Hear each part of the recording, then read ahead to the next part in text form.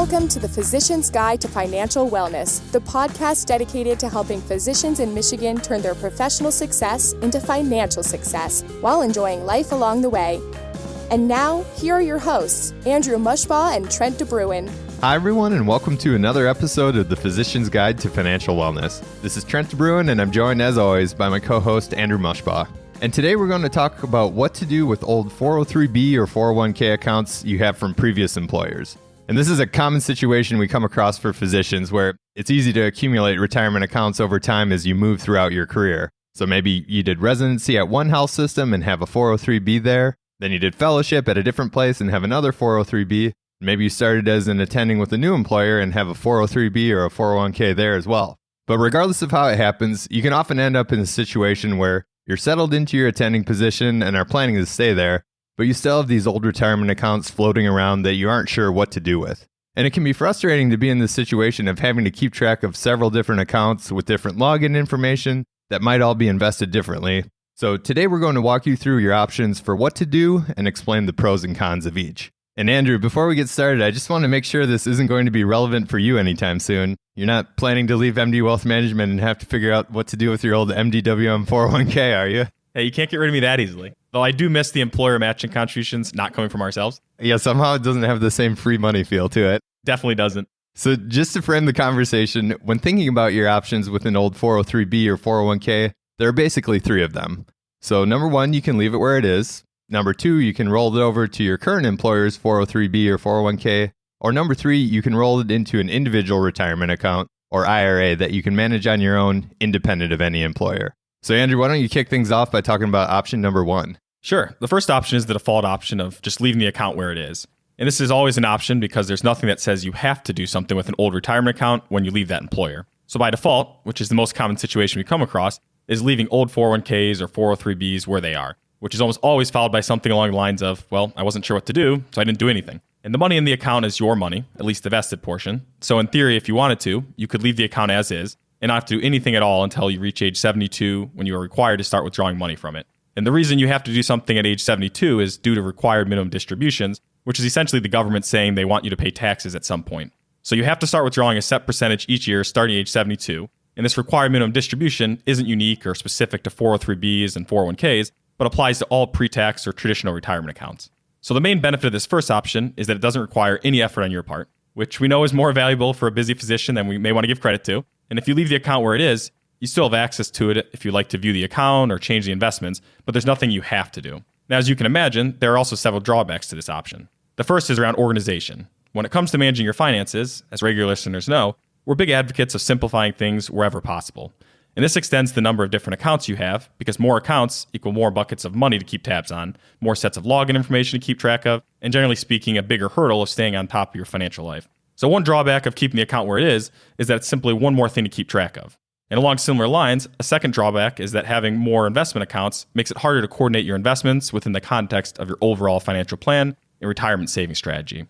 When it comes to investing for retirement, each person will have a certain investment allocation or mix of different investments, U.S. stocks, international stocks, emerging stocks, and bonds that's right for them based on their unique situation and retirement goals, or at least in an ideal scenario. And this investment allocation applies to the overall pool of retirement savings, regardless of how many different accounts the money is spread across. So knowing that you have one overall investment mix you're trying to implement, logistically speaking, it's much easier to implement it across fewer total accounts. What often happens when you have too many different accounts you're trying to manage by yourself is that it becomes difficult to coordinate everything within the context of that one overall plan. Another reason why this tends to happen is that different employer retirement plans have different investment options. So you likely won't have the same selection of investments for all your different accounts, which makes coordinating your overall investments even more of a challenge, especially as the stock and bond markets move around over longer periods of time. So ease of coordinating and managing your investments is another drawback of leaving the account as is. And the last one we want to touch on follows what I just mentioned, and that's flexibility with choosing your investments. Because each employer retirement plan offers a set list of investments, when investing your money in those accounts, you're limited to the options in the plan. Now, sometimes the available options will be the same as what you would choose on your own, and some retirement plans even offer a brokerage link where you can transfer money to a self-directed account where you have freedom to choose your investments. But the point is that investment flexibility and options tend to vary widely depending on the plan, and you won't always have this flexibility. So if you do have an old 403B or 401k account where the available investment options are either limited, carry higher expenses, aren't well diversified enough, or just don't align with how you would ideally select to invest your money, this would be another drawback to keeping the account where it is. So that's a rundown of some of the major pros and cons of leaving the old account as is, but there are some other options if you prefer to consolidate accounts or move the money out of your old retirement account. So Trent, why don't you touch on the second option of rolling or transferring the old account into your current employer's 403b or 401k plan? Yeah, so if you decide the downside of keeping the account where it is outweighs the upside, or if you've just made up your mind that you want to do something else with it, another option to consider is rolling the account into your current employer's plan. And before diving into it, it's worth mentioning that there are certain rules involved here, and while most employer retirement plans allow these rollovers, you'll want to confirm. But generally speaking, for 403bs and 401ks, there's a lot of flexibility. If you have an old 403b from a previous employer, you can roll it into the 403b at your current employer. And even if you have a 403b from an old job at a nonprofit employer, but now work for a for-profit employer and have a 401k instead, you can still roll that old 403b into your new 401k. It also works in reverse, where if you have a 401k from a prior job, but have since moved to an academic or nonprofit employer and have a 403b now, you can roll that old 401k into your new 403b. The one distinction to make when thinking about these rollovers is that a Roth account, whether it's a Roth 403b or a Roth 401k, can only be rolled into another Roth account, while a pre-tax account can only be rolled into another pre-tax account, at least without triggering any tax consequences today. Roth and pre-tax accounts have different treatment for tax purposes, so rollovers have to be like for like. And not to throw more acronyms at you, but we did want to mention another type of plan that's relevant for some physicians, and that's a 457B. If you have a 457B from an old employer and a 457B with a new employer, you can roll that old 457B into your new 457B. Alternatively, you could also roll your old 457B into a new 403B or 401k. However, one thing worth mentioning here is that there's a difference between a 457B and a 457, where a 457B is offered by a government employer, such as a state university, while a 457 is offered by a non-government employer, such as a big nonprofit health system. For example, in our local area, the University of Michigan offers a 457B plan, while Henry Ford and Beaumont have 457 plans. The distinction here is that there's less flexibility with a 457 plan. So if you work for Henry Ford or Beaumont and have a 457, but then move to a different employer, there are more restrictions with what you can do with your old 457 plan. Whereas if you have a 457B through U of M and you go somewhere else, you have more flexibility. So I'll stop talking about different rollover combinations and options, and we'll include a link in the show notes to an IRS chart that shows the different options based on different account types. But I just wanted to make the point that you'll first want to confirm your options to make sure that rolling your old employer account into an account at your current employer is in fact a possibility. However, assuming you've confirmed that and it is an option for you, we'll now look at the pros and cons of it. And the main benefits are essentially the inverse of the downsides to keeping your account where it is. One of the big ones is organization and simplicity. So by rolling your old account into your current employer's plan, that means you'll have one less account out there that you have to keep track of, and it'll simplify your financial life. If it's a situation where you have several different accounts from old employers, that'll be even more upside and benefit from consolidating and better organizing and simplifying things. So that's the first potential benefit to keep in mind. The second big benefit goes along with that, and it's around making it easier to manage your overall retirement savings and investments and coordinate your investment strategy. By having fewer total investment accounts, there are fewer moving parts when it comes to your investments, and there are fewer separate accounts where you have to set, confirm, and manage the investment allocation while making sure it's aligned with your overall investment strategy. In basic terms, managing one pot of money is easier than managing several different pots of money, and it makes it more likely that you'll stick to your overall investment strategy and not deviate too far away from it over time. So not only does consolidating accounts have that strategic benefit from a financial planning standpoint and helping you better execute your plan, but there's also the logistical benefit of requiring less time to manage and track your accounts and do the ongoing work that's required with investments in terms of monitoring them, rebalancing as needed, etc., since you're doing this across fewer accounts. So there are clearly some big potential benefits to rolling your old accounts into your current employer's account, but what are the potential drawbacks? Well, one of them is just the time and effort required on the front end. Transferring old accounts involves completing paperwork or getting on the phone with the custodian for your old accounts, which is the company where the money is actually held. For example, Empower is the custodian for Henry Ford's retirement plans, Fidelity is the custodian for Beaumont, and U of M has two different custodians with either Fidelity or TIA. So if you want to transfer old accounts, you have to call the custodian for the old accounts and give them instructions for what you want to do. These calls typically take about 20 to 30 minutes per custodian, depending on wait times, so it does require some time. but it also requires that you give the correct instructions to the custodian for the rollover. Alternatively, some companies or custodians offer the option to handle these rollovers online, but this can be overwhelming to do by yourself, especially with larger dollar amounts given the implications of making a mistake. When it comes to rolling over or transferring retirement accounts from old employers, there are different options, and you'll want to make sure you do a direct rollover or direct transfer where there are no tax implications, rather than one of the other transfer options that could potentially result in you having to pay taxes on the money. So the time commitment and the stakes in terms of making sure things are done right are potential drawbacks, although the time commitment is a one-time thing, and assuming you give the correct instructions, there won't be any taxes owed.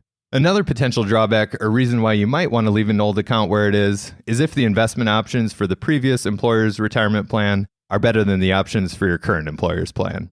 As Andrew mentioned, the investment options you're able to choose from vary by plan, and some are better than others, and some offer the self-directed option, where you can choose whatever investments you want and you aren't limited to the plan options, while others don't. So this is something you'll want to take into account as well. If the investment options and flexibility within your old employer's retirement plan are much better than the current one, and you feel that because of that, you could do better with your investments over the long term by keeping the account where it is, then you would want to weigh that potential benefit with the positives we mentioned in terms of simplicity, organization, and ease of coordinating your overall retirement investments. So that covers the pros and cons of option number 2, which is rolling your old 403b or 401k into a retirement account with your current employer. And now we'll touch on the third option, which is rolling that old account into an IRA. Yeah, so for this last option, rather than keeping the old retirement account as is or electing to roll it over to your new employer's retirement plan, you instead roll it over into an individual retirement account or IRA. An IRA is an account that's linked to you as an individual rather than having any association with any type of employer. And it's an account that anyone can open at any of the custodians like Fidelity, Schwab, TD Ameritrade, or Vanguard. And when it comes to rolling over an old 403b or 401k into an IRA, the benefit is simply that it gives you complete flexibility and control with your investments. So rather than being limited to the investment options in the employer's retirement plan, you have the ability to choose whichever investments you want. And again, as mentioned, the investment options for employer retirement plans are often limited. So rolling the account to an IRA that you can manage however you want provides the best freedom and flexibility from an investment perspective. While having complete flexibility and autonomy with your investments is nice, not everyone feels comfortable handling the responsibility of investing on their own. So there's no right or wrong answer here, and it comes down to what you are most comfortable with. Another benefit is especially relevant in retirement when you start to withdraw your investment accounts to fund your lifestyle or opt to take advantage of proactive tax planning like Roth IRA conversions. Logistically, it's just easier to have control over your investments in an IRA and control over the account in general to set up recurring distributions or take advantage of tax planning opportunities. So those are some of the benefits, but there are also some drawbacks to point out. Similar to transferring an old retirement account to your current employer's retirement plan, this option does require some effort since you'll have to call the custodian to actually process the rollover, and we'll also have to ensure there is an IRA account open to roll over the money into. Another potential drawback is the flip side of the coin for one of the positives, and that's that you have to manage the investments yourself. You move from a situation where you have a limited selection of options to one where you can choose any investments you want. So it may be overwhelming to figure out which ones to choose or potentially tempt you into chasing the next hot stock or investment. And one of the potential negative of transferring your old retirement account to an IRA is that it impacts your ability to make backdoor Roth IRA contributions. The backdoor Roth IRA is something we've covered on prior episodes, but as a quick summary, it's essentially a way for high-income earners to continue making Roth IRA contributions despite their income being above the threshold for making direct Roth IRA contributions. And the reason rolling over your old retirement account to an IRA causes issues with the backdoor Roth IRA is because of the pro rata rule. At the most basic level, the pro rata rule means that you're responsible for paying taxes on any money you convert or move to a Roth IRA based on the percentage mix of pre-tax and after-tax money you have in your IRA. Without going more into the weeds than necessary, by moving pre-tax money from your old retirement accounts to your IRA results in any ongoing backdoor Roth IRA contributions to have some percentage taxed each year. So if the money you have in your old 403b or 401k is pre-tax money rather than Roth money, you'll want to be aware of the limitations it has around making backdoor Roth IRA contributions each year. Now, it's worth noting that the pro rata rule only applies to IRAs. So if you either A, left your retirement account where it was, or B, rolled it over to your new employer's retirement account, you could still make backdoor Roth IRA contributions ongoing. And one other situation that allows you to avoid the pro rata rule, but is less common, is rolling over money into an individual 401k.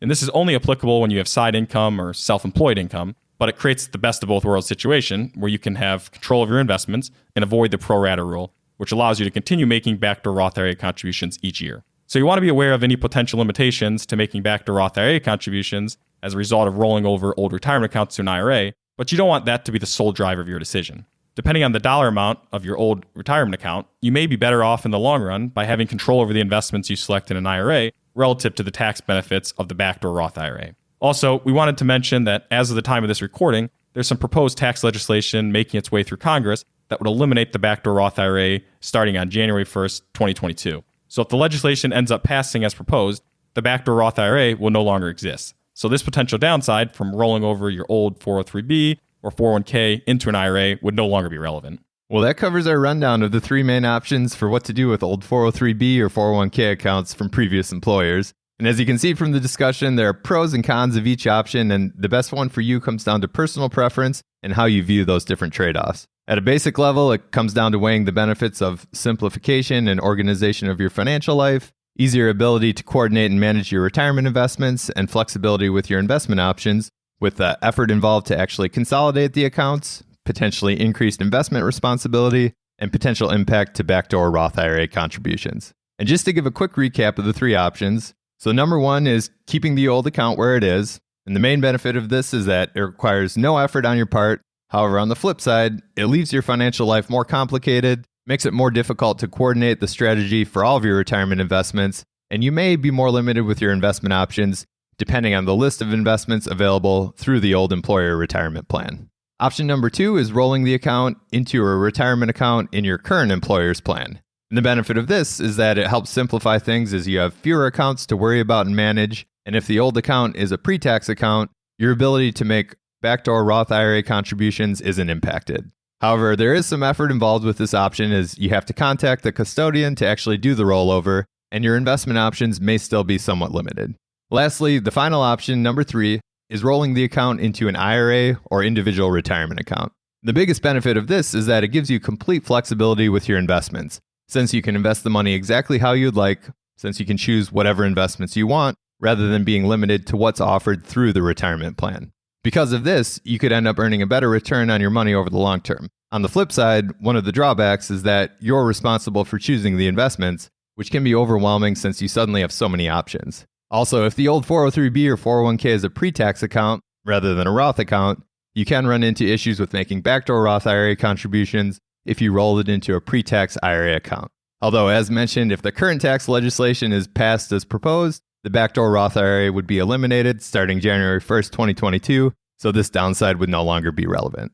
Well, thank you everyone for joining us for another episode of the show. We appreciate your continued support with the podcast, and we hope these discussions are helpful as you think about your own situation and managing your finances. As always, you can find the show notes and links, including that link to the IRS retirement account rollover chart, at the podcast page of our website at mdwmllc.com/podcast. And if you have thoughts to share or questions you'd like to have answered, please feel free to shoot us an email at info@mdwmllc.com. Take care, everyone, and we'll look forward to talking to you again soon. Want even more ideas, tools, and resources on how to make smart financial decisions? Check out the resources section of MD Wealth Management's website at mdwmllc.com, where you'll find additional knowledge and insight from Michigan physicians, including a blog, ebook, and one-page guides. While there, you can also schedule a 15-minute conversation with Andrew and Trent to learn more about what it means to work with the firm and how they serve physicians. If you've enjoyed the content, please leave a review on iTunes and share with your friends and colleagues. Thanks so much for listening. Andrew Mushbaugh and Trent DeBruin are certified financial planners, principals, and co-founders of MD Wealth Management, a registered investment advisory firm in the state of Michigan. All opinions shared in the show are for general information and are not intended to provide specific advice or recommendations for any individual. All performance referenced is historical and no guarantee of future returns. Please consult with your legal advisor, your tax advisor, or your financial advisor before making any decisions.